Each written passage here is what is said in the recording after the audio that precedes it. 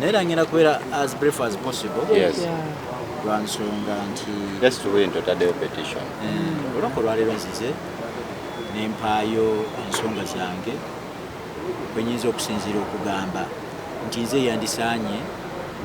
era nempa n'ensonga lwaki nze kati ebirala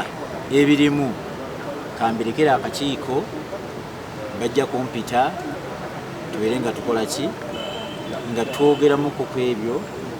byentaddeyo naye mu kaseera kano mbadde saagala kubaako kate byenjogera lwansonga tebannanziramu mujugera bulungi twateekayo okusaba kwaffe ne batuteeka mu vetting mu kugira ne bagenda ne ku ground ne banoonyereza so kiba nti balangiridde atali nze ate ne bateekawo n'omukisa nti oyo yenna atali mumativu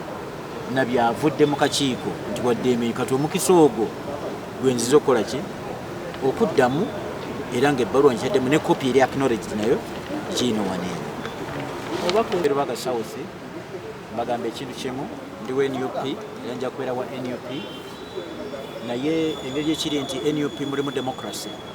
ate era nga ali guaranteed even by the president His Excellency Robert Kyagulanyi Ssentamu nti buli muntu yenna abeera nga si mumativu oba nga alina ensonga ye ensonga si zakuteeka mu mawulire wabula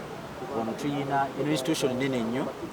tujja netuteekayo okwemulugunya kwaffe ensonga nezanjibwa